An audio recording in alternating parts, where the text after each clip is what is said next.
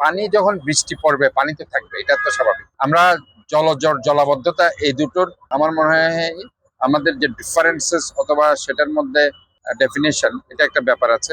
কারণ এক সময় এই প্রবর্তকে আমরা দেখি, যেহেতু আমাদের পাশে আমাদের মানে বাসা দীর্ঘদিন ধরে এখানে আছে, মেডিকেল কলেজে ডাক্তারি করেছে, আমাদের পাশে হসপিটাল, কাজে এই রোড দিয়ে আমার দীর্ঘ 25 বছরের যাতায়াত। তো কাজে এখানে পানি 3 4 5 দিন এরকমও ছিল, কিন্তু এখন আল্লাহ রহমতে গত বছর তো এখানে পানি উঠে নেই।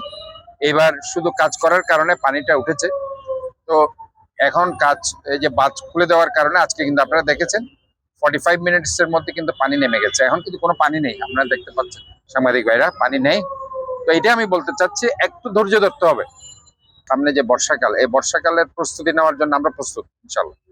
গতবারও আমরা ইনশাল্লাহ ভালো মতো প্রস্তুত নিয়েছি, এবারও কিন্তু আমরা নালাগুলো এপ্রিলের 15 তারিখ থেকে আমরা কিন্তু ক্লিনিং এ নেমে গেছি, এবং এই প্রক্রিয়া পুরো 6 মাস চলবে। এবং আমাদের এই খালের যে কাজগুলো যেগুলো তারা করছে, এর বাইরেও আমাদের প্রায় 21টা খাল আছে, ওই 21টা খালের ক্লিনিং এর কাজও আমরা ধরেছি, এবং আমাদের কন্টিনিউয়াস ক্লিনিং এর কাজ চলবে। আর পাশাপাশি সিডি এর অধীনে 34th ব্রিগেড আর্মিরা যে কাজগুলো, এই যে হিজরা খাল যেটা, এটা আরেকটা হচ্ছে জামাল খান খাল, আরেকটা হচ্ছে রামপুর খাল যেটা মহেশখালের অংশ, যেটা ঈদগাহ বউবাজার রামপুর এরিয়াতে, আরেকটা হচ্ছে আপনার মুরাদপুর, যেটা তারা একটা ব্রিজ করছে, ওই ব্রিজের একটা পার্ট হয়ে গেছে, আর পার্ট তারা করছে।